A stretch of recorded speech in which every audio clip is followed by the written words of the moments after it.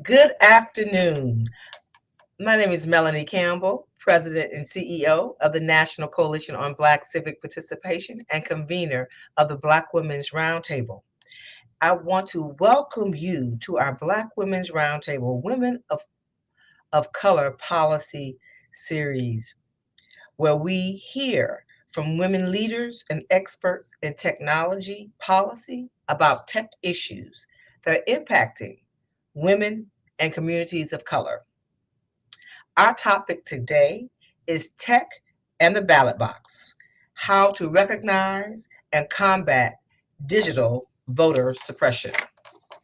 Digital voter suppression has been on the rise since the 2016 election cycle and increased to unprecedented levels during the 2020 election and continues to increase every day.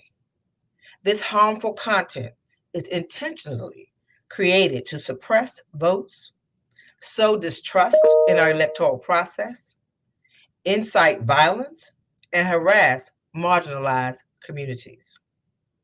If left unchecked, online trolls, both foreign and domestic, will continue to launch online voter suppression campaigns intended to disenfranchise voters in communities of color through social media, text messages, and robocalls at even greater levels during the ongoing 2020 midterm election cycle that we know this one is a will have a major impact on our democracy, on our freedom, on our rights, and on opportunity for justice in this country, as well as just around the corner will be the 2024 presidential election. Our mission at the Black Women's Roundtable is to empower underserved communities. This is why we are compelled to respond decisively to combat voter suppression in all its forms in order to protect our right to vote, and safeguard our nation's democracy. So today, we will hear from experts who will show us how to recognize digital forms of voter disinformation and what we all can do to combat it.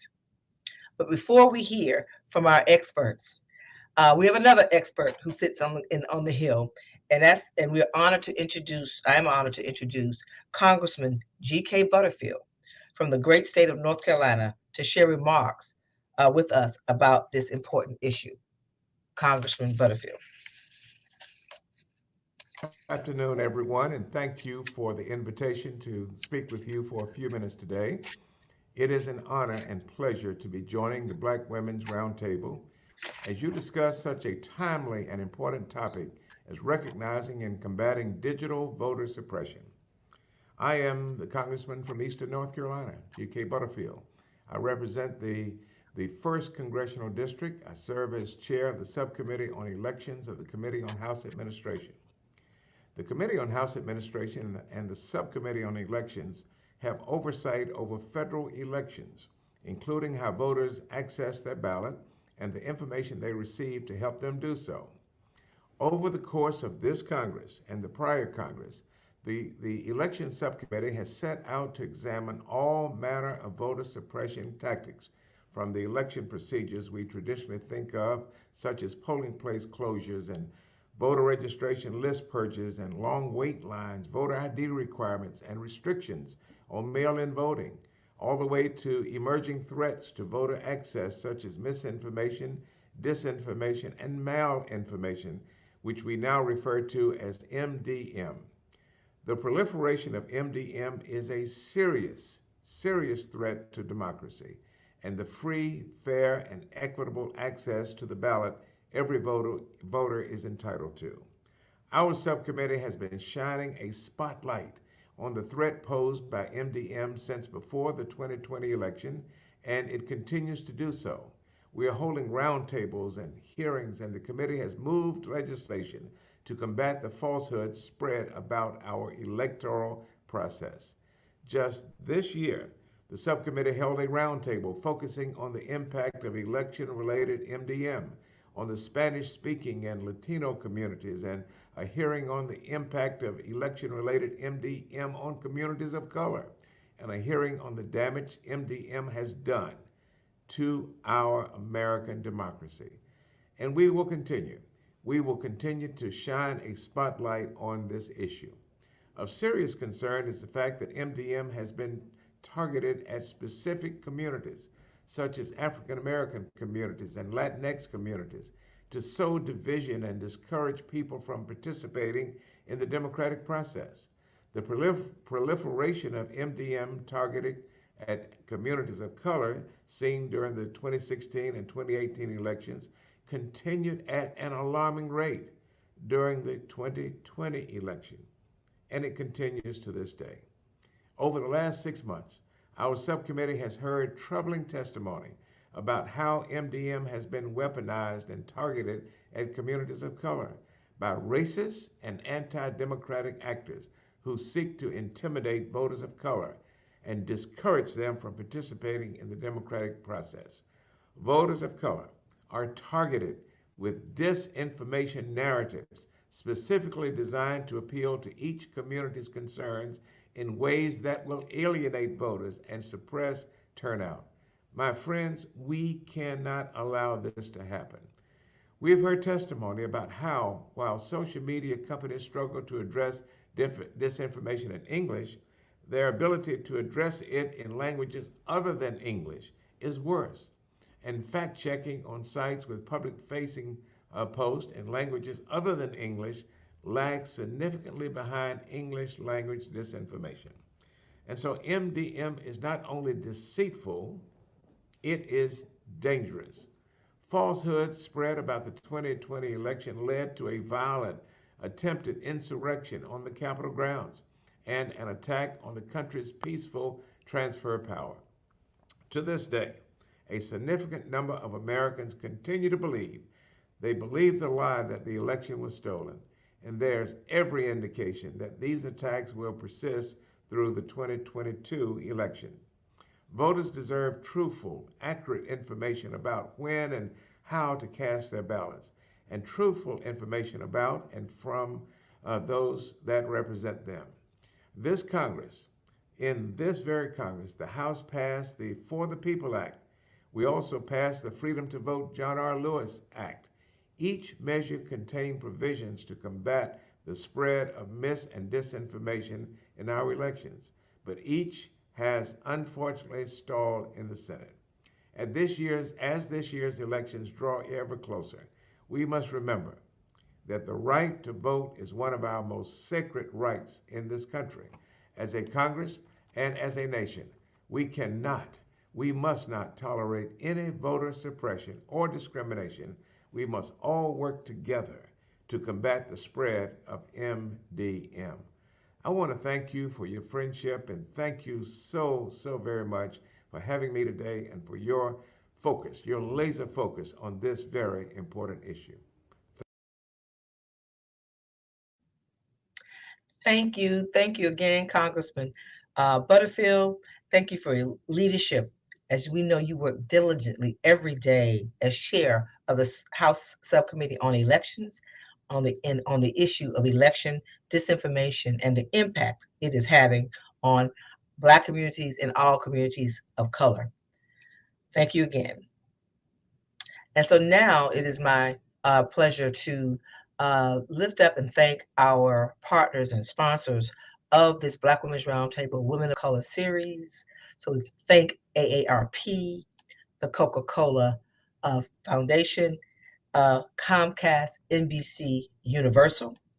And I also want to thank our media partner, Roland Martin Unfiltered, who's streaming this live. And for those who are watching, please share this information with your network so folks can tune in and be able to gain some I'd say tools to fight back against misinformation and disinformation.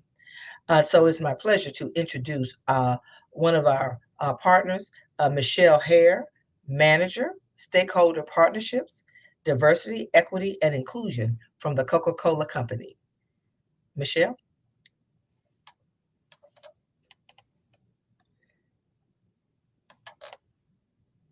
Michelle, I think you're on mute. You know, you'd think after 2.5 years of working virtually, you wouldn't have to say that we're still on mute. But again, thank you so much, Melanie, for that introduction. And to our audience, I'd like to extend a warm greeting on behalf of the Coca-Cola Company. Up until 2017, I was a resident of New York State. I grew up in Buffalo, New York. I lived in Rochester, New York, and also lived in New York City for 10 years. And not once did I ever have incomplete or no information about the voting process, and never did I wait in line more than 5 minutes to vote. Now that I am a resident of Georgia, I've had different experiences, and I know I'm not alone.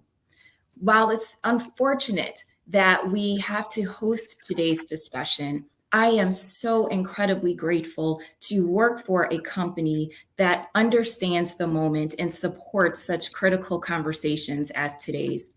I am grateful to work for a company that confidently stands on its purpose to refresh the world and make a difference. And I'm also super, super grateful for wonderful partners such as NCBCP and Black Women's Roundtable, who understand the assignment and work relentlessly to democratize and equalize something as fundamental and as democratic and American as the right to vote. To Melanie Campbell, I want you to know that your friends at Coca-Cola, we see you, and we will continue to support your efforts to empower, to engage, and educate communities of color and underserved communities so that together we can transform lives. To our panelists and our moderator, I want to wish you big success. I'm looking forward to a robust conversation full of lots of learnings. And as Melanie said, I want to second, what we learned today is only good if we activate it. It's only good if we take it back to our community. So we are all charged with taking these learnings, taking them back so that we can strengthen those around us. Again, thank you for this opportunity. Thank you for this moment, and let's get after it. Thank you, Michelle. Thank you and the Coca-Cola family, Coca-Cola Company. We're looking forward to, making this democracy that much stronger. It's some tenuous times, but there have been tenuous times before. And when we come together across sectors like we're doing, I think it'll make all the difference in the world, because it's all about inclusion and opportunity for everybody. So thank you. Love you and appreciate you. Thank you. Thank you again, Michelle. We appreciate you all. Next, we'll hear from Sean Mickens. Sean is the Associate Vice President for External Affairs, Comcast, NBC Universal. Sean. Hey. Hello. Thank you so much, Melanie. Thank you to you, Jocelyn, and the rest of the team. I must say, Comcast is a proud supporter of the National Coalition on Black Civic Participation and the Black Women's Roundtable. And we believe in the coalition's mission to encourage full participation of citizens in a barrier-free democracy.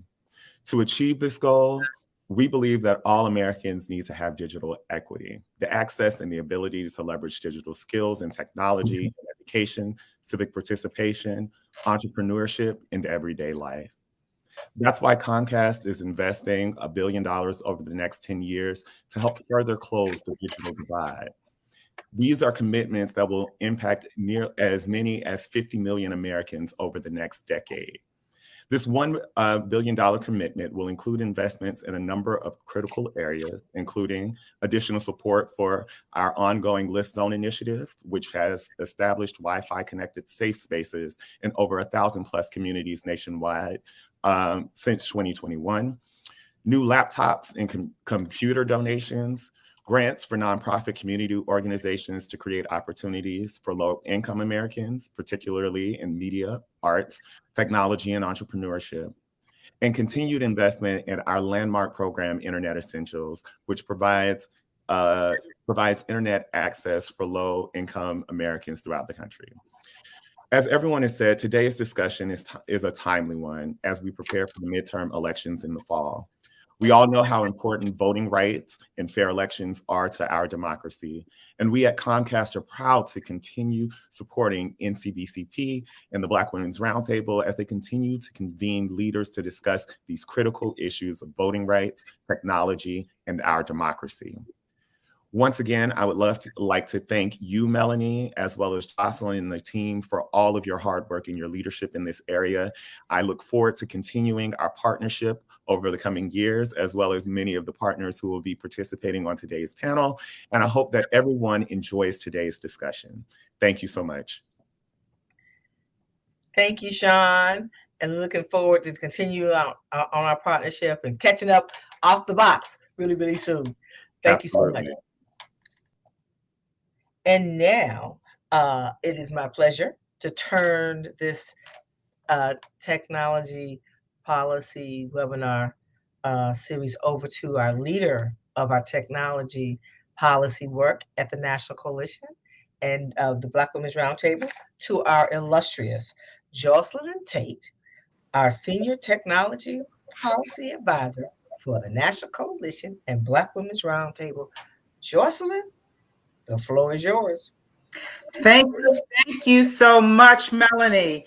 And I am so glad to be here to talk about this important topic today because, as everyone said, it's very timely. So today we'll hear from experts about how digital voter suppression is impacting communities of color, how to recognize digital voter suppression, and what we can do as voters to combat it. So let me introduce to the audience our panelists for today. They are Jenny Liu, Disinformation and Misinformation Policy Manager at Asian Americans Advancing Justice.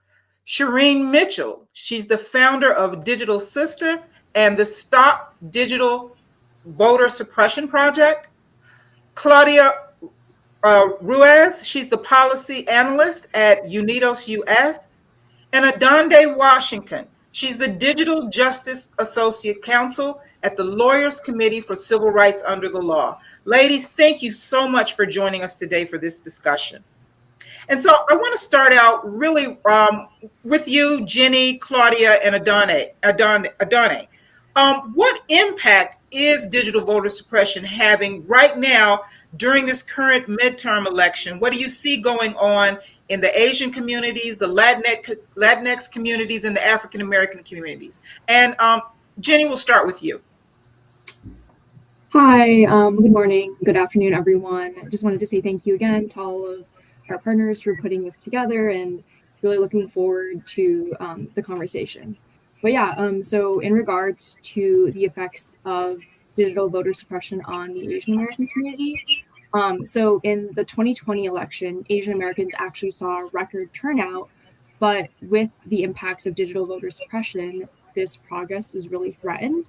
So these tactics are really undermining the faith of Asian American voters in elections and discouraging these individuals from going out to the polls. So right, as a result, we've seen that a growing subset of the Asian American community and a lot of individuals whom are first generation immigrants for whom English is a second language question the very integrity of the electoral processes in this country, and a lot of whom are genuinely believe that the 2020 presidential election was stolen by Donald Trump. So unfortunately, right, we've seen this time and time again in a time where the political influence of Asian Americans is growing and it's attempts of bad actors to take it away. Okay, Claudia, what about the Latinx community? Yeah, and again, thanks so much for having me. Really happy to be part of this discussion, and thanks to all my co-panelists as well. I have a feeling we're going to be seconding and agreeing a lot of each other's points. So when it comes to Latino communities in particular, I think, the 2020, we learned a lot, and 2020 definitely gives us a kind of preview of what we can expect when it comes to sort of coordinated misinformation and disinformation campaigns that target specific communities. I think regardless of community, there kind of tend to be four big buckets of types of misinformation and disinformation. And those fall into misinformation around the issues that matter most to voters. So for example, right now polling indicates that the top issue right now for Latino voters is the issue of rising costs and inflation. So we can probably expect to see a lot of misinformation specifically around that issue targeting Latinos.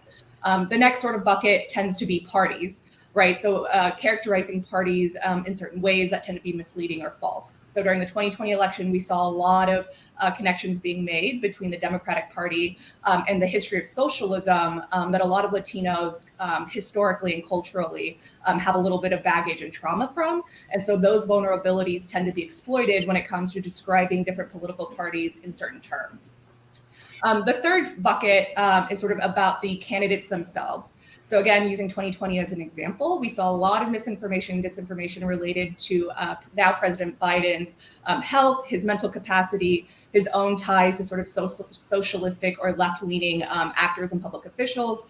Again, kind of keeping in line with the same sort of misinformation we saw when it came to describing different political parties. And the fourth bucket is sort of what I would say is like the catch-all when it comes to just sort of democratic norms and the election process.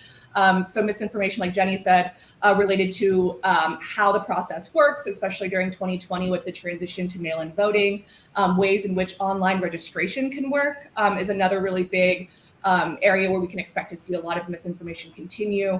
And then, of course, to kind of round it out on the flip side is that Latinos themselves also tend to be the subject of misinformation, disinformation narratives themselves. So, for example, falsely inflating the number of undocumented immigrants that actually fraudulently vote, even though there's, evidence proves that there's the instances of fraudulent voting is nearly non-existent. We can also see this have real world effects, for example, in the El Paso massacre that happened a couple of years back, right? The shooter there used a lot of the rhetoric that public officials and leaders in Texas themselves would use, not only in their sort of campaign ads, but even in their regular day-to-day rhetoric, using terms of invasion, referring to people crossing the border, these kinds of things. And Adane, what do you see going on in the current midterm election in the African American community? Yes.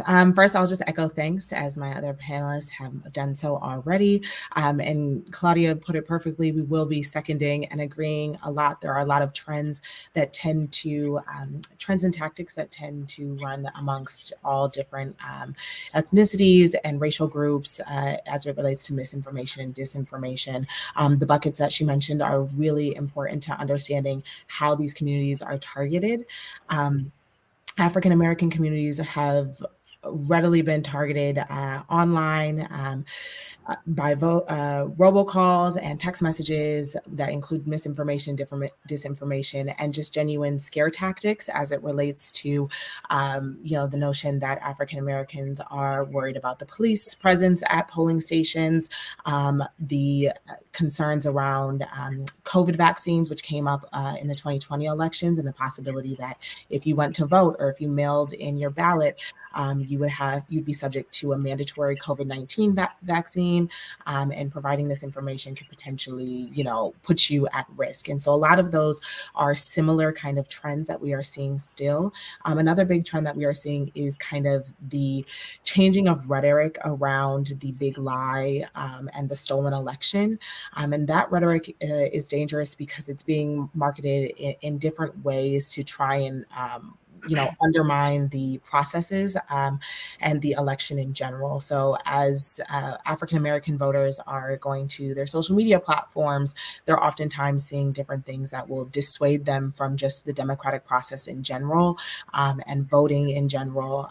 And a lot of it is false narratives that come from what we're seeing as the Voting Rights Act is attacked, and as we're seeing different redistricting and different, voting laws passed in various states, African Americans are often taking the brunt of that and have concerns around actually partaking in the democratic process.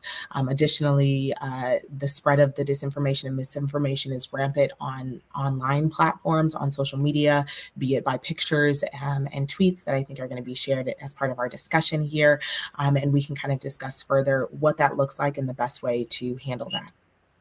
Thank you so much. Now, let me turn to you, Shireen. Your organization released a report in 2018. It was called How the Facebook Ads That Target Voters Center on Black American Culture, voter suppression was the end game. And then again in 2020, you did a follow-up to that report that was entitled Digital Voter Suppression, a Key Influence in the 2020 Elections. Now, in both of those reports, you recognize the impact of digital voter suppression and how it was affecting our national elections, particularly how digital voter suppression was targeting Black voters. What were specific findings in those reports that have changed or are staying the same even now? Thank you for having me, Joycelyn. I have been a proud member of the Black Women's Roundtable, and I'm so thankful that we can have this conversation. So I appreciate you inviting me and sharing our reports. As you can see behind us, behind me, I have a couple of conversations that we work on in 3 buckets, which is Disinfo, Detox, SOVA, which is Stop Online Violence Against Women, and Stop Digital Vote Suppression.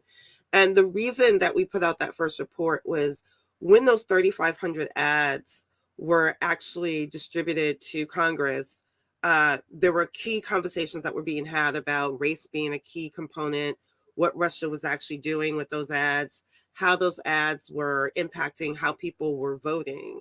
What we did was we decided to look at it from a digital visual perspective. So in 2018, what we did was we took those same ads, we dumped them into a data visual, platform, and then basically looked at it from a different lens, looking at the nodes that were connected, the nodes that weren't. And there was something that was very unique about that. And that was one, in reference to the Black community, that identity was overwhelming the one that was being used both as a weapon against Black voters, as well as a weapon about other groups and how that was being used in reference to that. So once we started looking at that web a little bit closer, we could see some really key points. And one of them was the Latino, the Native American web was completely outside. It was not within the same nodes. It was separate. That gave us a key moment. Why would that be outside? The Afro-Latinos exist. So why would the Latino section be separate? There's a reason for that. Some of it's language. There's other reasons that we can talk about later, but a lot was already said by those who are on the panel with me as well, in reference to where the connections lie. But what was really distinct was watching the web that was using Black identity and who was being connected to that. So we saw connections to Islam. We saw connections to Texas. We saw connections to gun rights, while all being used on Black identity. And that was the moment that we realized it was not just a racial lens that Russia was working on with their IRA, which is the troll farm. It was a broader context of using identity as a weapon, one to deter, and the other to use as a target against other groups. And that is the crux of what we saw then. And what followed in 2020 was looking at different groups, different campaigns that were specifically used to target Black identity and say, hey, don't vote, period, right? That was a Russian campaign, and some people still use it. Now it's changed in different ways in terms of telling people to vote down ballot, don't vote top of the ticket, and all other aspects that we have seen that are part of the same pattern, but sort of extended out. Mm-hmm. So in 2020, we tried to define what the digital vote suppression actually looked like so that people can see it and work on it, especially specifically for campaigns, for any politician that was running, for any group that was trying to get out the vote, to look at the warning signs of what this now looks like and how different it has changed to some extent and how much is still the same. They are about key points in our cultural division that our identities operate from, but there are also ways in which if you realize that some of those groups are outside the web that I was mentioning, the nodes that were outside, is that also meant that they knew that there were cultural divisions amongst ourselves, and those weapons were being used for each of the groups that they had clearly targeted and identified. Thank you. And I'm sorry. Sorry about that. And yes, it's still happening. Go right ahead. Go right ahead. I just wanted to point out another thing that you pointed out in your report is the Senate Intelligence Committee report that found that in, was it the 2018 election? 2016 election? There was no single group that was targeted more by disinformation than African Americans. That's a very significant point right there. And and this is one reason that we've got to get people to understand, recognize digital voter suppression and know what to do with it when they see it. So I want to ask this to all of our panelists.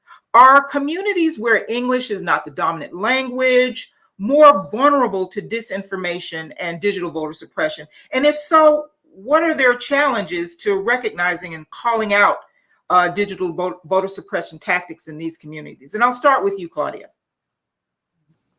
Yeah, this is actually a really great question. I think it's hard to quantify what's worse or not, but I think that for Latinos in the context of Spanish language misinformation and disinformation specifically, there are kind of like unique vulnerabilities that do kind of heighten opportunities for Latino voters to be deterred or otherwise experience undue influence by different misinformation narratives.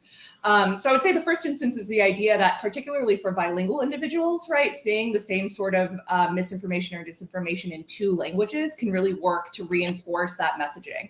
I think it's just like very natural that if you see the same thing in two very different places in two languages, it's probably a natural instinct to maybe think that that's something more trustworthy if you've seen it more than one place in more than one language. I think another issue is, right, as much as there's kind of lack of investment and research in English language misinformation, disinformation, right, in non-English languages, it's a fraction of that, right? So it's even smaller investment, even fewer resources to really understanding how these trends evolve, like Shireen was mentioning, how they change over time and how at the same time they sometimes stay the same at their very core. And then I'll end with, again, when it comes to Latinos in particular in Spanish language misinformation and disinformation, this is something that we heard specifically from some of the major social media platforms, was that Spanish language misinformation was a Latin America problem, right? And when they said that, right, what they kind of meant or implied was that, right, their content moderation teams in Spanish-speaking countries were the ones responsible for that content. And therefore, they're falsely equating that all misinformation in Spanish comes in this funnel directly from South and Central America and other Spanish-speaking countries. Now, this is a problematic statement for a variety of reasons. First is that, right, the United States is home to 41 million Spanish speakers. It is the second largest Spanish-speaking population, second only to Mexico. So to discount the United States and homegrown misinformation that happens here in Spanish, and also that originates in English but is translated to Spanish, right, completely misses the problem and the ways in which misinformation campaigns really do work. And second of all, I think it's especially problematic because it also kind of provides cover for platforms to not invest in non-English content moderation. If they're able to kind of pass the buck and kick the can down the road and blame it on their, South America content teams, right, then what they can do is free up, the remainder of their investments to funnel towards, other priorities that they may have that go to ultimately strengthen their bottom line rather than actually protect their users when it comes to quality information. That's a very significant point. Let me ask you, Jenny, what about the Asian community, Asian American community? Yeah, it's definitely, we've definitely kind of seen similar things to what Claudia has mentioned, right? So a big issue is just overall English language proficiency among the Asian American community. So we've seen that roughly one in three Asian Americans is actually limited English proficient, which means that they speak English less than very well. So overall, right, this definitely makes them more susceptible to general voter suppression tactics because of things like lack of translated voting materials and limited voter contact.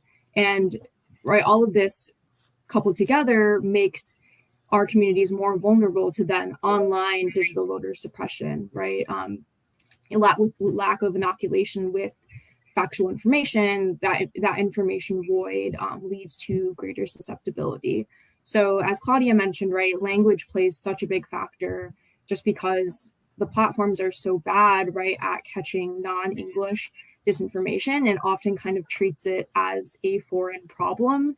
And another issue with that is that a lot of the times they're outsourcing content moderation efforts to other countries, right? So Facebook, for example, a lot of their Vietnamese language content monitors are actually in Vietnam and not in the United States.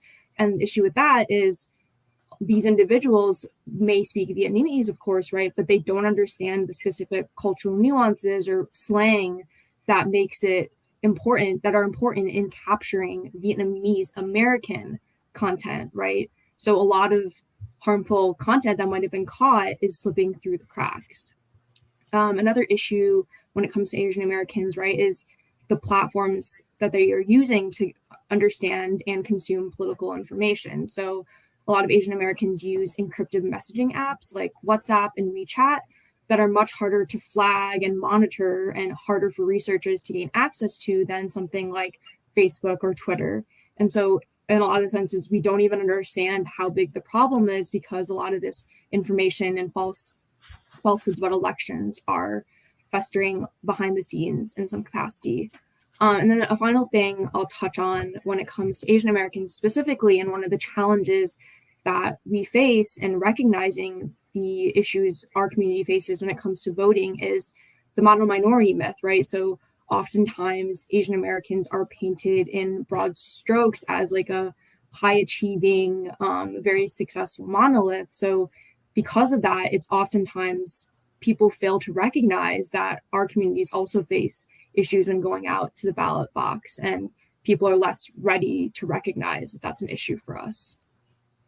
So because the platforms aren't really catching the voter suppression in the non-English speaking communities, it's really would you say that it's spreading relatively faster in non-English speaking communities than it is in general? Yes, definitely. Obviously, and what makes it difficult, right, is as I mentioned, it's hard to do research when it comes to this, just because there's so much, especially within the Asian American community, right? So many different languages are covered, so many different platforms.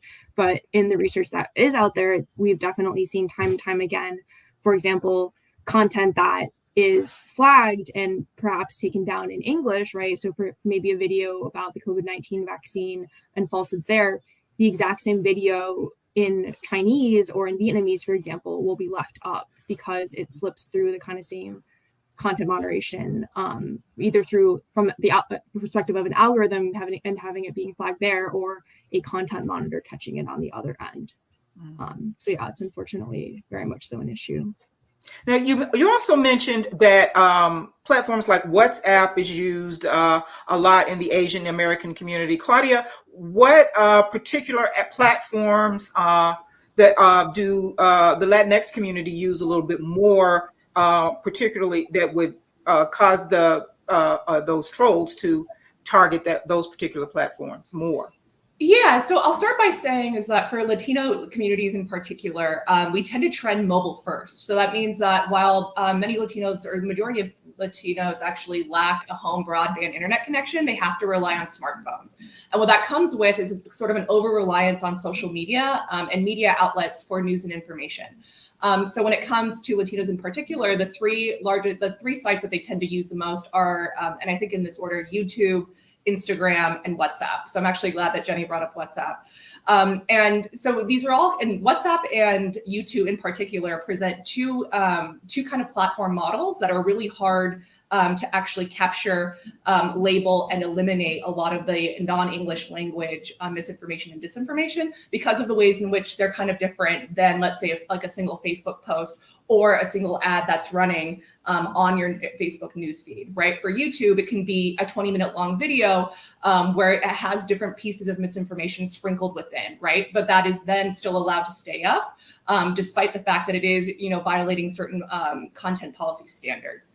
Again, to kind of go back to really quickly Jenny's point about WhatsApp, again, super difficult to since they are encrypted in closed messaging apps, it is really difficult to kind of to research and actually monitor the ways in which misinformation threads within closed WhatsApp channels evolve, disseminate, and then even cross over across languages as well. Going back to our earlier discussion about, seeing disinformation in both English and Spanish.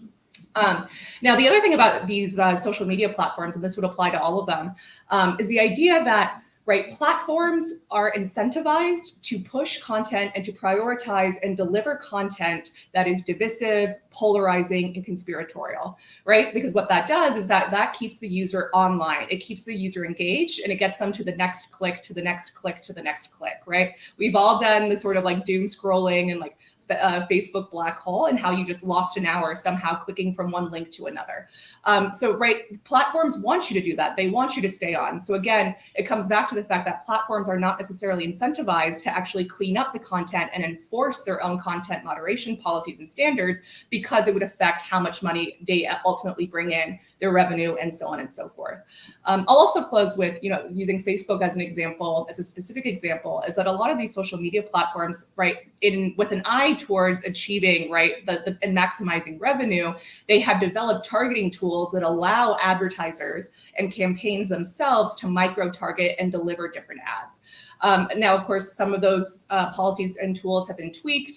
Some of them have been withdrawn. But at the end of the day, the reality is that, what made Facebook so successful as a platform for advertisers are the ways in which advertisers are allowed to sort of micro segment populations and deliver very specific ads, sort of what Shireen was mentioning in the report that she wrote a couple years back. Yeah. Now that we know what digital voter suppression is and where and how it breeds, let's talk a little bit about how to recognize it.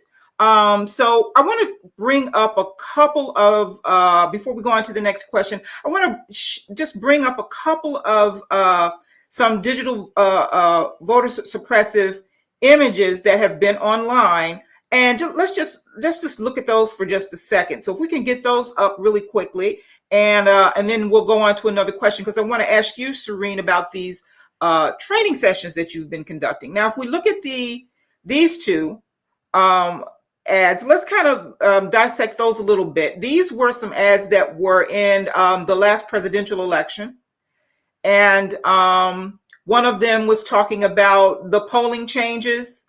And then the other one is talking about how Black people need to stay away from the polls. So Shireen or Adane, could you just kind of, talk about the impact these have had in previous elections on voter turnout in the African-American community, or anyone that can chime in on these, and let me know what these type of ads, have you seen them having an effect in previous elections, and how do you think they're going to be affecting the elections going forward?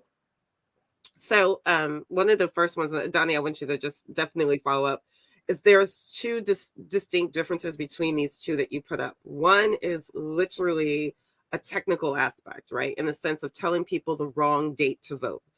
That's illegal. That is one of the big ones that happen a lot in terms of the content that goes up. But it also happens to be one of the ones that the platforms will take down, because if the date for voting is wrong, they'll take it down because they know that that's the case. The other one is very specific, where it's just basically telling Black people, we have no power in this system, so just don't vote at all and let the system crash, kind of. And that's a very separate one. And it's a little different because it's harder to get platforms to take that second one down. The first one they'll take down. The second one is, quote unquote, an opinion. And that's where we get into very dicey spaces around what digital vote suppression is. Adani, I see you nodding your head. Please chime in. Yes, and Shireen completely made all the correct points about the first one. The platforms, after some time, have officially kind of implemented into their policies to ensure that they are monitoring the ones that have the absolute wrong information as it relates to date, and that is a common one. The second one, not only is it problematic because it is an opinion, but it's also using a lot of tactics that it includes two individuals who are prominent in the Black community, and that are well known to individuals in the Black community specifically. And so not only are you attaching an opinion, you're also attaching it to to people that are well known, and to some individuals hold a decent amount of weight or authority. And those are the ones that are likely going to be, and the thing about tweets, you see them transplanted from Twitter to other platforms, right? So you'll see them pop up on your Facebook feed, and they kind of are immortalized in those spaces. And the ones with opinions are the ones that are often, shared the most, or people are sharing them with the concept of, oh, this is a public service announcement, PSA, thinking, let me spread this information. And that's kind of one of the things that we can, of course, get into a bit further in terms of inoculation as it relates to seeing these false tweets and potentially trying to inoculate them or provide the correct information while not also amplifying the inaccurate information. Okay, and we see, and the first one you said that the social media. I know that Facebook, Twitter, and YouTube specifically pull down. Say that they pull down a blatantly false information about election days, but you see this one got 154 likes before it was pulled down, and who knows how many it received before it was actually pulled down. So in your opinion, I would address this to any of you, in your opinion, do you think that the social media sites are acting fast enough to pull down this information, or what things do they need to do better? And that's open to everybody. If I could take it first, and I'll be brief so others can jump in. We have seen that Twitter, and I believe Facebook as well, has started to, in their algorithmic process, add the disclaimers to try and put a disclaimer up like this as it relates to election information. Find the information here potentially before pulling it down. I don't think it's fast enough, especially because, like you mentioned, it got 154 likes. We've seen other things go up on social media and come down much faster and still have widespread attention. And so I'll leave that there and pass it to the others. The Don't Vote campaign is actually a Russian interference campaign, by the way, and it's still going. I'm sorry, say it one more time. I didn't hear that. The Don't Vote campaign is okay. The Don't Vote, okay, with the hashtag Don't Vote. Mm-hmm. That's still going. It's still going. From 2016, it's still happening. So it's going right now during these midterm elections. Yes. Well, let me turn to you, Shireen, and ask you. You have been conducting training sessions for quite a while to help people recognize digital voter suppression. Now, in your sessions, what do you tell people to look for to recognize digital voter suppression? So some of the key things that people don't realize that they think that we're having a debate about people's intellect, how smart people are. And that has never been the case. The challenge that we're faced with is that the things that the campaigns use has to do with people's belief systems and where they sit on in politics, how much they understand how it works, how much they don't. And what I try to teach in our trainings is that this is not a conversation about trying to have an intellectual debate, because then we have people say, well, now you're talking down to me, you're making me, you're talking to me like I can't keep up with you, and that becomes one of the weapons used. The other one that I have to keep telling people is pause on anything that gives you a visceral emotional response, that you feel compelled just to share it without reading or understanding what the tweet or the post or the video or the meme says. Like, if that invokes an emotion out of you, pause, take that moment. Those are some of the key things I speak about. But then the other part is about countering. And the countering part we're still having a hard time over. And that is trying to get people to understand, like, tell a true story, make sure the facts are in check. You can mention the thing that's disinformation, but then you have to close it with the actual facts again. If you leave any parts of that open, you only talk about the disinformation, you're just helping that spread. But the thing is, a counter narrative is very necessary. You cannot do this strategic silence anymore, because now we're in an ecosystem of complete disinformation, and most people will use that opinion part as the weapon against facts. And we need to make sure that people understand facts exist. We all have a different opinion, but facts do exist. And Claudia and Jenny, let me ask you. I know Shireen mentioned, that when you see something that sparks your emotion to initially just move and click and like, are there any particular issues or topics or notable people in the Asian or Latino community that will spark people to just hit that button if disinformation is surrounding that particular issue or that person?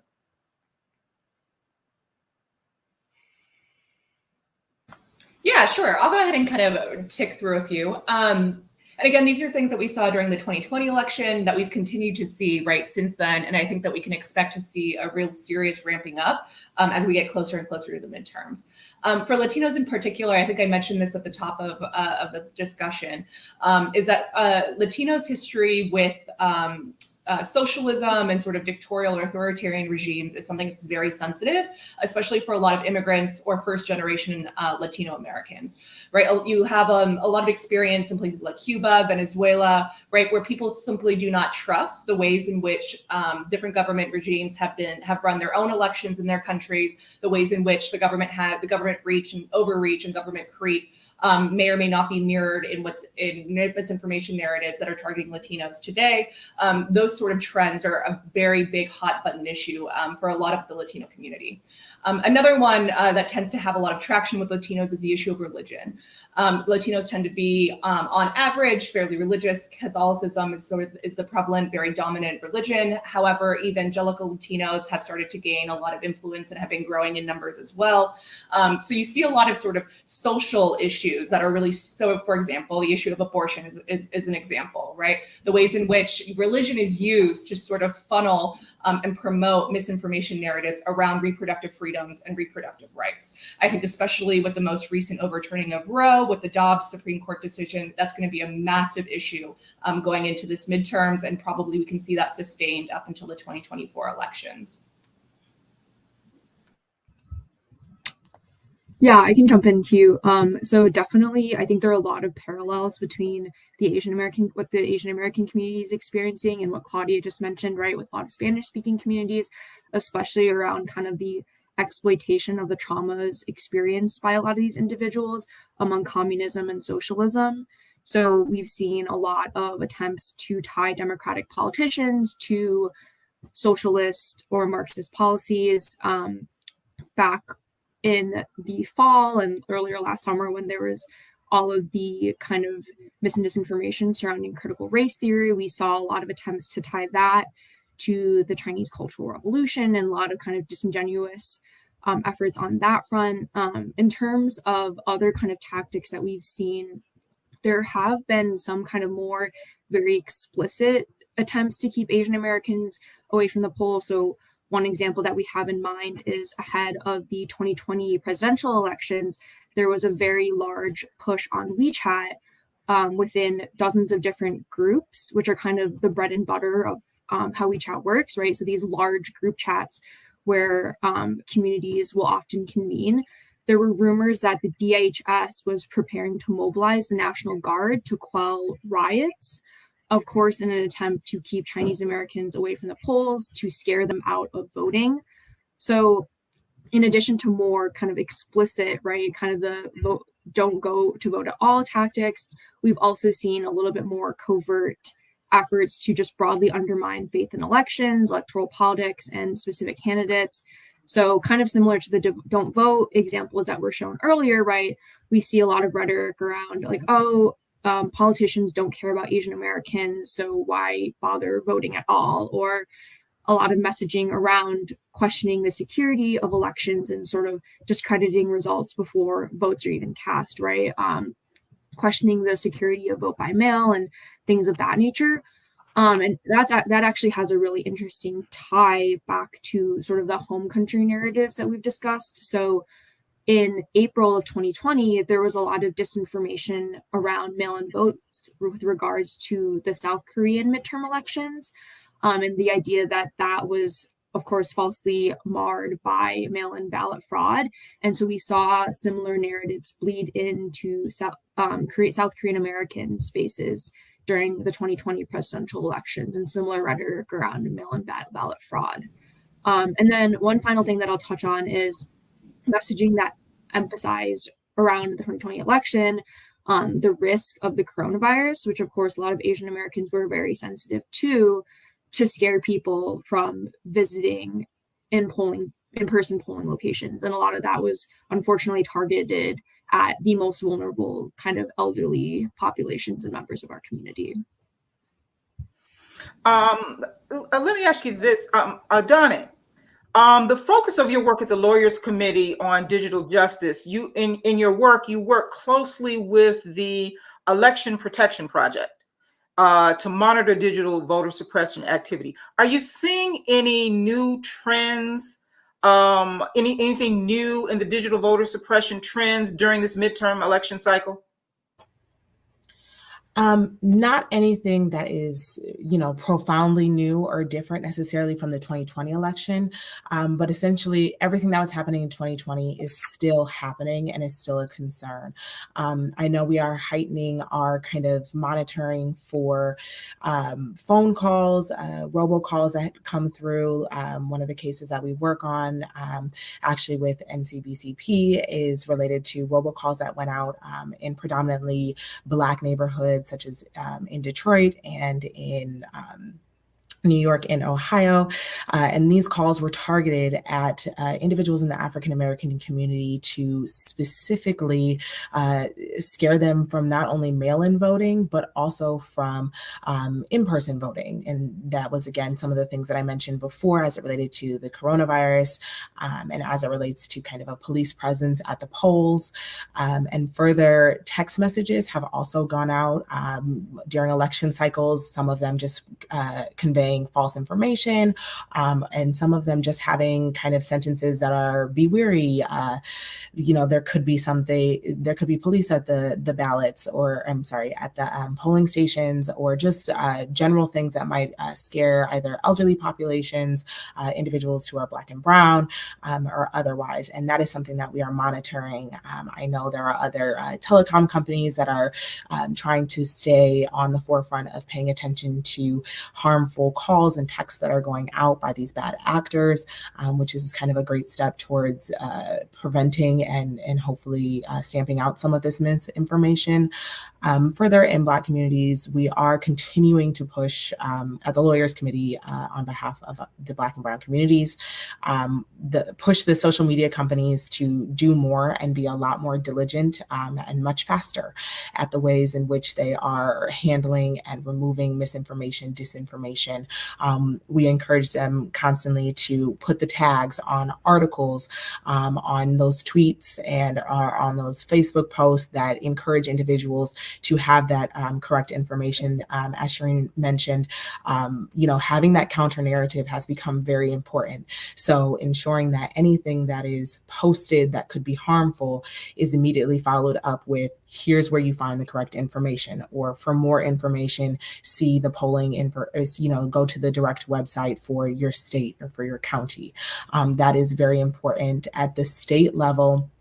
I think is where a lot of the concern is at the moment, being that in these different states, Georgia, of course, is a big one. Michigan is kind of another one that is concerning at the moment, just in terms of individuals who know that they, during the 2020 election, did a lot of mail-in voting, and their districts were the ones that were targeted for voter fraud or having issues at the ballots and with the mail-in ballot fraud and kind of all of the things that are encompassed by the big lie.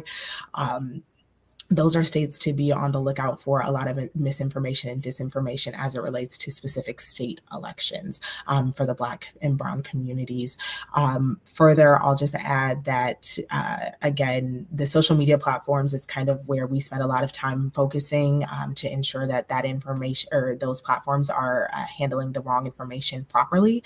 And we further push the legislators to also push on social media companies to ask for greater transparency transparency in what data that they have as it relates to bots that they might be seeing, or even, I'm not sure which one of my fellow panelists mentioned it, but the information that is harmful and the information that is triggering and kind of, I believe it was Claudia mentioned it, the information that is polarizing and makes you click forward. And if we have more clarity on that information that is on those platforms, we can have a stronger push for disabling that harmful information from occurring, and targeting the individuals who are posting it on the platforms.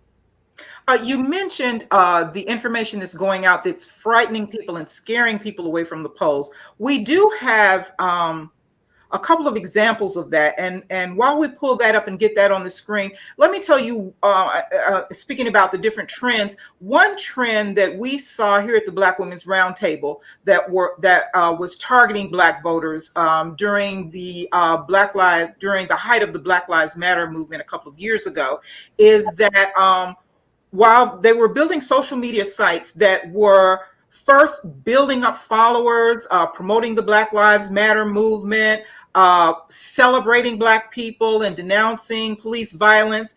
And then as the election started to draw near, they started to tell those followers that they had garnered not to vote and lift up not participating in voting as something, an honorable thing to be. So that was one of the trends that we saw. But I want to go back to what you were saying about looking at some of this disinformation that is scaring people from the polls. And if you look on the screen right here where you see the bullseye and the gun, this is one particular disinformation that was specifically targeted to scare people away from the polls. If you think people are going to be there with sharpshooters are going to be there, of course you won't want to go to the polls. So let's just look at both of these for just a moment and just kind of dissect them a little bit. If you look at the one with Kamala Harris, anybody want to weigh in on that one? Yeah, the Kamala Harris campaign was a big one, and it started 2 weeks before she even announced that she was going to run for president, and now she's the VP, and it's still going. And if you didn't see the report by Centennial that showed how often there's content that is literally easy to find, and Twitter did not take any of that down, and a lot of it's still up in different ways. I'm glad that there's some actions being taken and some consent of understanding that the disinformation, these memes, actually have an impact now. But this was one of the big ones because she was never a cop. And the fact that people could not process that she was never a cop and that we had to have a broader conversation about what it is to be a Black person as a cop, what it is to be a Black person as a prosecutor, as a attorney general, all the spaces in between, and how difficult that division can be easily used as a weapon. The first one with Kamala, like if you just even look at that, it's just like all the ways her laugh, how often is something about her laugh mentioned? Right? That's part of that meme. And that's why that smile, that laugh is there. Because even Black women laughing in any kind of joy is used as a weapon as well. It is very much like a very centered, not just on her as a Black person, but the whole context that you'll get into about her also being Asian and where that goes. There's so many connections to using her as a weapon in so many ways in multiple communities. She is like the perfect example to use her. And then the other part is very much things we came to understand about Black people being threatened, lynched, trying to vote. Like it falls into that other category. And sometimes if you actually think about even the COVID example, believe it or not, using COVID to get people to not vote, right? Saying if we're sending our elders in to vote with COVID, we're asking our elders to die. In the same way that when they stay home, which is where the laws are now, based on disinformation, if they stay home and mail it in, that somehow their vote won't be counted.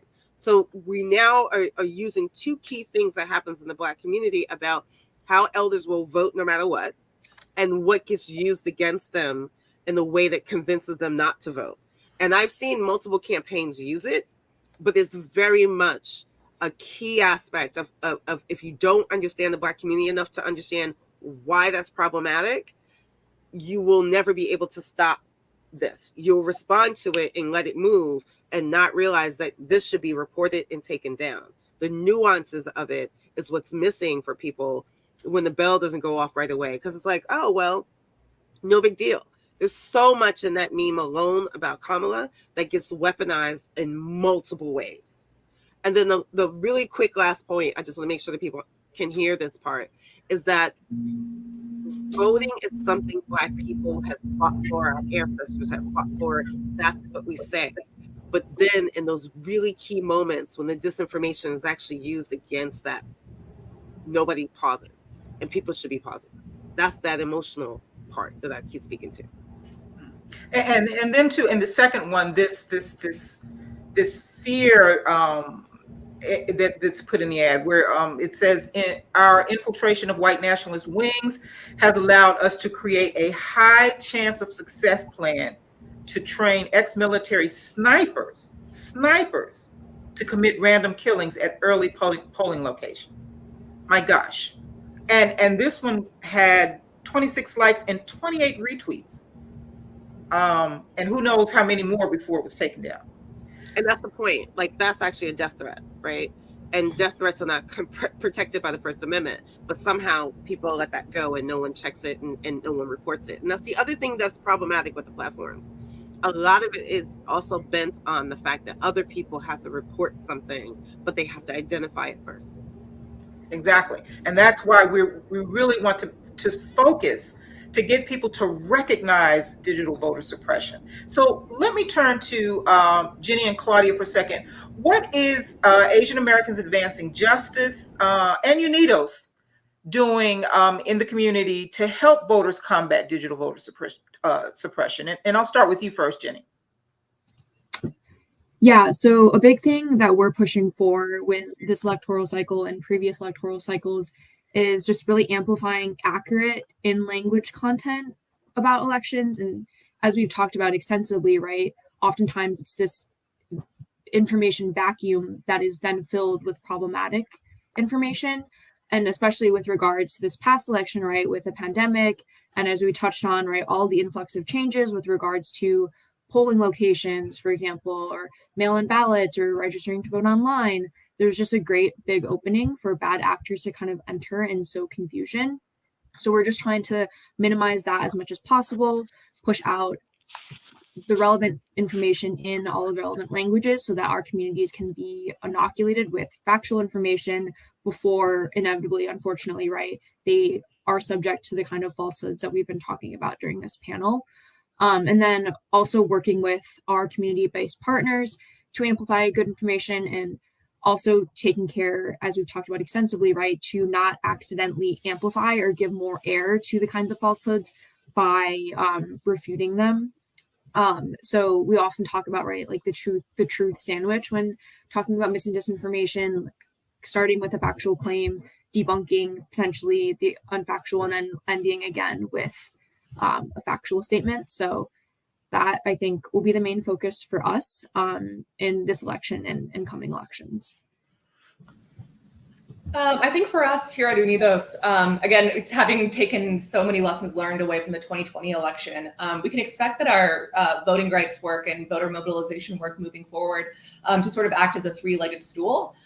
So the first leg being, continuing to scale and maximize our reach with our Get Out the Vote or GOTV work, voter mobilization, voter education, registering voters, that sort of thing. Leg two is sort of the bread and butter policy and advocacy sort of work that we do. So it's, again, making sure that we're pushing back on sort of state level attempts to restrict voting, and making sure that we're getting reauthorization of the Voting Rights Act, those sort of things that can actually strengthen and protect the right to vote, which therefore would then translate into making it harder for misinformation and disinformation campaigns to exploit the vulnerabilities that come with the lack of voter protection that we're starting to see, and the rollback of voting rights that we're starting to see at the state level. And then the third stool, which has now been an outgrowth of necessity and sort of the whole subject of today's conversation, is this new role of having to really kind of step out as a trusted messenger. And as to Shireen's point earlier about misinformation, it requires not just fact checking and demonstrating why information is incorrect, but it requires a counter narrative. It requires positive information that works as inoculation to make sure that misinformation cannot spread from one person to the next, on the one hand. And second is to also make sure that voters themselves are more educated about what their rights are, what they're entitled to, and what information is in fact quality and that can be trusted, that can act as a trusted source of verifiable information. Thanks so much. Now, as people are turning more to digital content, and a lot of people are getting all of their information from digital content, so it's really become really critical that people distinguish between credible information and about voting and suppressive information, and to know what to do about it. And we've talked about different ways that people can distinguish it. We've looked at different ways, and we've shared, what people can do. Don't when you get that emotional urge to react by sharing, stop and think first. But now let me ask you, what do you think? And you've told us what we can do as voters and what your organizations respectively are helping people to do. But and we heard from Congressman Butterfield earlier about the For the People Act and the Freedom to Vote John R. Lewis Act, and the provisions that they have in it that would combat voter suppression, and how both of these bills have passed the House, but they're being stalled in the Congress. But now, what other things do you think, outside of those two bills, that the government could do to increase its increase combating voter digital disinformation? And that's open to anyone. I just have to say that government tried, right? We got two things going on. Remember that disinformation board that was supposed to happen? It got disbanded. Why? Because disinformation was also the thing that affected it. We are having, I can't remember the outlet. I think it was the Washington Post. But disinformation now is the unspoken thing that we cannot speak about. Anyone using the term, anyone speaking to the term, it's so fascinating to me because the term used to be computational propaganda. We changed the term so everyone can understand it, and now even that term is being used and being weaponized. So any mention of disinformation is now under attack. So we're having a hard time, not because the government isn't trying to take an action in this moment. They've taken actions, and we've watched the response that has come every time there's a step towards dismantling the disinformation. The reason for that is that we have to now admit that there are Americans that are participating and using the weaponization of disinformation to garner votes and exercising their campaigns. We need to start saying that part too, because it's not really foreign anymore. The problem that we have, and this is the problem I've had with platforms too, when it's a clear foreign actor, they will take an immediate action because that part's illegal. When it's an American, now we have to have a debate about free speech. Well, then it sounds like what you're saying is we really need a whole of government approach. We need the Department of Justice to use its full prosecutorial authority, even the Federal Trade Commission using its rulemaking authority. So that's what it sounds like it's saying to me. And anyone can chime in on that as well. Are we looking at the need for a whole of government approach, and what do you think is going to be necessary to make that happen? I would say that's right. A whole of government approach is going to be necessary. As Shireen mentioned, we've seen attempts, and they have not proven as fruitful. So it's not always going to be helpful. And as Congressman Butterfield mentioned, they have two that are now stalled in the Senate. And so some of that is, continuing to push the mechanisms that government has at their disposal to combat what's happening online. Some of that can happen with, federal privacy legislation. Some of that can happen with movements by the FTC to ramp up their efforts to handle kind of like civil rights issues and other algorithmic issues that occur online that are pushing some of this misinformation and disinformation, and just putting the pressure on the social media platforms as a whole to really take into consideration the harms that are happening, especially around election disinformation and misinformation. I think Shireen's point about the fact that misinformation and disinformation is kind of changing and how we define it and how it's used, used in different kind of ways is necessary for understanding that it's going to look kind of different, and it's going to take a whole approach for individuals to be educated on what they're looking for, how they can spot it. And as Jenny mentioned, the misinformation sandwich and ensuring that, we have that bit of truth with the false information and then following it up with that truth afterwards is going to be really necessary. I really also want to just emphasize a point that's come up kind of in some other things that we have mentioned, that in the Black and Brown communities, there is a distrust that has come in with the Democratic process as a whole. And so there's also just this general kind of concern that's always existed, but I feel is continuing to gain a lot more traction, a lot more publicly, is that if we vote, it doesn't do anything. And then we see the states that are changing and redistricting, and kind of taking away the power that is supposed to come with the voting and electoral process and the democratic process. And that right there, and then you pair it with Congress is not passing, the laws, and we see individual senators and representatives who are making statements about things that are really necessary to all of our communities, and making these statements as if they are not as a high priority as they should be, especially as it relates to the overturning of Roe and gun control and, all of the kinds of things that Black and Brown communities are often targeted for negatively. And therefore now the kind of common understanding is, maybe our vote doesn't count. So a lot of what's going to be necessary as we go forth, as Claudia mentioned in the three-legged stool approach, is a lot of that education and a lot of getting out and telling people, hey, here's how to do this. Here's how to access the right information for your state, for federal, for your jurisdiction, whatever it is. That is going to be kind of one of the combined efforts that all communities can take. I couldn't agree with you more. And it sounds like all of our organizations have a lot of work to do to make that happen. Now, let's talk about the elephant in the room. What do you think the tech sector should be doing more to combat digital voter suppression? And I'll open up to anyone. The challenge that we have is that the tech sector actually benefits from it, right? Engagement is engagement, even if it's bad engagement.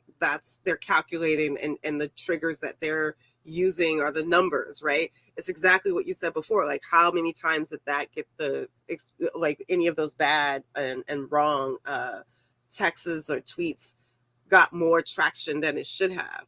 It is the false amplification part that we're still not dealing with. And by the way, the tech companies use that as a measure. That's the data points that they're counting. What is the thing that's getting people to respond? And it is the emotional response. You remember years ago, Facebook got called out about like testing emotional weaponization of the news feed, right? That's a benefit. There's another part that we're not saying. They keep using this term that like the tech industry are mostly liberals. No, they're mostly libertarians. There's two differences. And the fact that we cannot have that conversation, they're not trying to protect the liberals. They are benefiting from the fight between, and they will use it because it works for them, because the data points that they're looking at are not the data points that we're looking at. We're trying to look at the data points that are false and trying to remove them. And they're looking at the exact same data points and see engagement.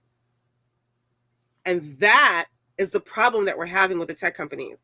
Most of us have all had different conversations with the tech companies and have walked away. I had to one time show up to Twitter showing an actual image that was still up since 2016 that said don't vote, with the actual Russian image of don't vote. And it wasn't until I showed someone in their face that they take it down. We are having a fundamental disconnect between not only our political system and how it works, and most people not knowing and not understanding, and the ways in which the lobbyists from the tech companies are also impacting the politicians who are using the disinformation for votes. Anyone else care to follow that one? Yeah, I think Shireen always makes a great point, which is right. At the end of the day, the platforms are like any other industry, and that maximizing revenue is their guiding star, right? So I think that that's something that we have to absolutely begin from. Any discussion has to start from there, right? And the fact that incentive structures are not going to align when it comes to the ways in which platforms themselves are kind of allowed to act largely unregulated. And so in the interim, without, for example, comprehensive federal privacy, like Adane mentioned, it really is up to the platforms themselves to step up and fill the gaps to actually provide something that fills the gaps that they themselves have created because of their business models and their platform structures. I'll also just add, and I think, the idea of maximizing diversity and corporate DEI, diversity and equity and inclusion initiatives, I think kind of get a little bit of or tend to be cast in sort of light touch colors. But the reality is that any industry, any organization, any company, right? It's C-suite, it's tech developers, it's software engineers, right? Their products are only going to be as diverse and reflective as the people that are designing and creating them. So when you have platforms like Google, YouTube, Facebook, Twitter, when you look at their employee diversity base and you realize that, the overwhelming majority are not people of color, are not women, right? You start to understand the fact that how can these products that are supposed to be meant for such a diverse society, such a diverse population, possibly be reflecting that true diversity if our own participation is limited in their creation. If we are not the people at the table setting policy decisions, making sure that we're the ones writing the content moderation policies. To Jenny's point earlier, ensuring that content moderators themselves speak the language, the non-English language that they're meant to monitor, but are also culturally competent in sort of the themes that apply not only from a non-English perspective, but also from a non-English speaker in America's perspective as well. So I would just kind of end with the plug for maximizing DEI, again, throughout the entire sort of corporate structure, all the way up from executive, all the way down to product designers and engineers.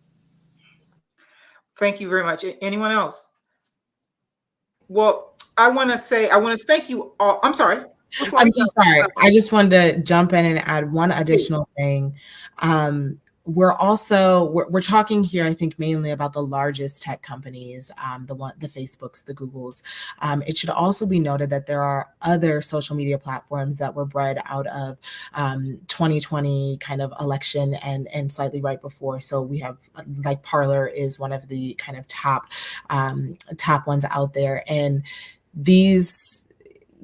Again, they are left to kind of their own devices on how they are setting up what's happening on their platforms, and it's up to them. So not only do we want to push the larger tech companies, we also want to push for, transparency across all the tech platforms and all the tech companies that are used to kind of still spread this information. And I understand that, they're private and they can kind of operate how they'd like, but that's kind of where that federal privacy legislation comes in, where states can, implement different sorts of privacy legislation for themselves. But we really need to focus on, obviously, the larger ones while also paying attention to smaller ones that can also be just as harmful. Okay. It is all just... I'm just gonna jump in right there because it's all the platforms. It's not just the one or two. And it's trying to explain to people, even the response is not the kind of response that we're getting, right? Certain people are granted more free speech on these platforms than others, right? We've seen that in the hearing when Hogan, reported that Facebook actually had their own reports that the algorithm was treating white people differently than Black and brown people. But instead of fixing it, they were like, we're just going to remove the algorithm. Like it is that choice. That choice says that protecting Black and brown people on the platform was not as important as allowing certain people having their voice, even if their voice was harmful or dehumanizing another group of people. The other piece that I think we're working towards, they took over, Facebook, for example, took over CrowdTangle. CrowdTangle is one of the tools that was being used. There was that NYU debate where the researchers were trying to be able to get access to the pipes so that they can look at the data, report it, acknowledge that something wrong is happening. If you're going to dismantle the tools of which people are trying to solve the problem, then you don't want the problem solved. So now there's like this conversation about like CrowdTangle being taken away. That means that once we start going through these political debates and these elections, that now certain groups of people who were using those tools have to come up with a new way to figure out how to hold the platform accountable. The platforms are saying that, one example, I'm using Facebook. Well, we don't want to be held accountable. So we're going to take away the tools for every organization that's working on civil and human rights to hold us accountable. We know it's happening. We have our own reports, but this is our revenue. This is our stream. This is the way that we collect data. This is what works for us. And they're still moving down that line. The fact that we're not having a conversation that Facebook is thinking about taking away CrowdTangle means that we missed the first part. That when NYU was doing that research, collecting that data, that moment was being used to say, well, they're collecting data on people and we're protecting everyone's privacy. So why take away CrowdTangle entirely then, if that's really your goal? It's trying to make sure that people connect the whole dot in the timeline. And that is the part that I think we're still struggling over. So we have the tools. The challenge that we're having is being able to implement the tools.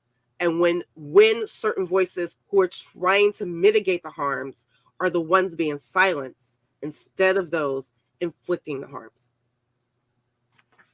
Great information. And I understand that we have some questions from our audience. So we want to take a few of those questions now. If we can get those questions up.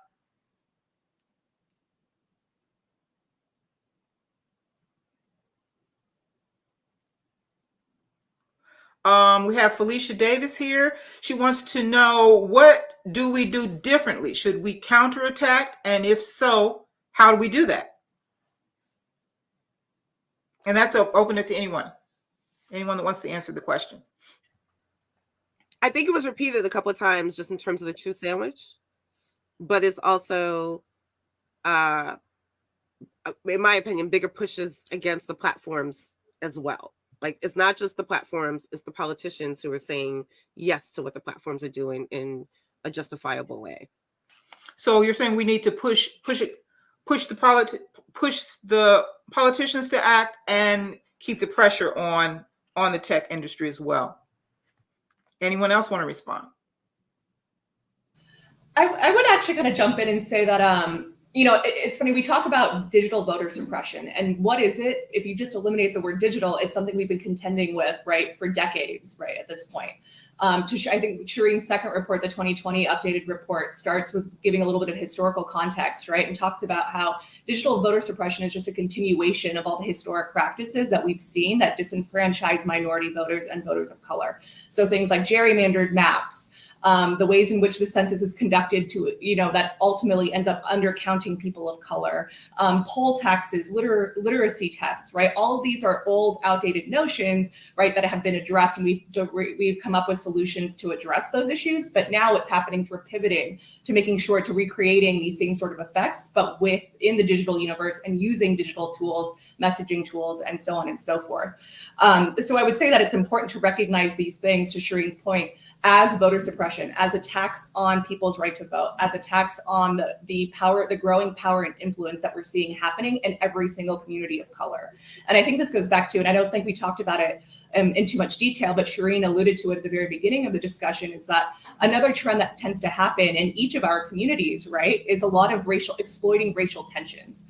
And this is something, to use a really concrete example, we saw this happen immediately in the wake of George Floyd's murder, the resurgence of the Black Lives Matter movement. You know, as much as polling reflected the fact that Latino and Asian American and other communities of color supported the notion of standing in solidarity with the Black community, you could also immediately see different narratives come out that start pitting us against one another, right? Saying, oh, like, as if human and civil rights are a zero-sum game, as if we support Black communities, invest in Black communities, grow Black political representation, that somehow takes away from any of our other communities, right? And that's something that, again, it's a tactic. Exploiting these racial tensions is a tactic that has lived at the core of voter suppression tactics since the beginning, right? It's always been an effort to sort of dilute the power and influence of communities of color to ensure that white dominant power structures remain in place. And as we get closer and closer to becoming a majority minority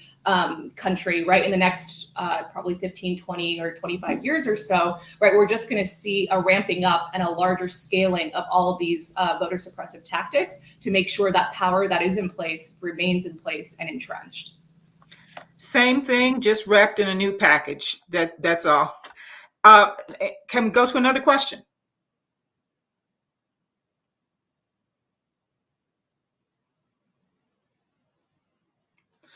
Okay, this question is, how influential are influencers in digital messaging campaigns to debunk the myths? This one is tricky, and I think it's tricky because I see Shireen, so I'm glad we were kind of going in the same direction. It's tricky because influencers, anyone could get an influencer, right? And influencers are often given the information that they are to be sharing with their following. And so we see, repeatedly we see influencers and celebrities who are on the right side of, passing along quality and really good information about voting. And that is very useful, right? You have kind of, as we talked about before with that tweet example, people who hold a lot of kind of weight in the Black community and in other communities, or in each of our communities. Those individuals, there are a decent number of them who are spreading good information, right? But on the other side of things, there are influencers who are likely going to be brought on to kind of share some of the misinformation and disinformation. Some of that is because not only are they going to be paid to do so, but based on who their following is. We've seen the harmful podcasts, we've seen the harmful TikTok accounts who are spreading this information and misinformation to their large followings. And then, we'll have right-wing leaning groups who are getting these influencers to continue to spread this information and misinformation in harmful ways to their following. So I think it really kind of goes both ways and can be tricky. They are influential for good reasons, but they can also be influential for harmful reasons. So I think a lot of that is going to come back to, as Shireen mentioned, there are opinions and we are all entitled to those opinions, but there will always be facts. And so I say to anyone who is really into their social media and looking at their accounts and those influencers that they are, stay true to, watch the videos every single week on the YouTube channel, do your research after kind of hearing what they've maybe talked about. If it's new information that you maybe didn't know about the election prior to, maybe take a second to kind of look into that a bit further. If it's something that you've always known and now they're presenting a different lens to it, or presenting something that is counter to what you thought you knew about it, take a second and just Google, look into it. There are lots of, all our organizations are really good at providing general kind of election and voting information to the public. And so there are a lot of really good resources, but always do your own kind of fact checking when it comes from even people you might trust on your feed. So basically, and the answer is for us to do your own due diligence. Don't Rely on the influencers because the influencers can be influenced.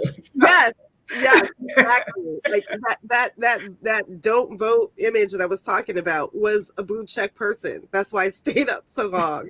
Like it is that moment of trying to get people to understand that sometimes even the influencers have been influenced. There were people who have blue checks who were celebrities who were sharing some of the Russian content, even when not even noticing the logo, like the Russian logo from their fake Black America US website, right? It's people not even catching that and then immediately sharing it because of the celebrity. So it has to be a combination of understanding both.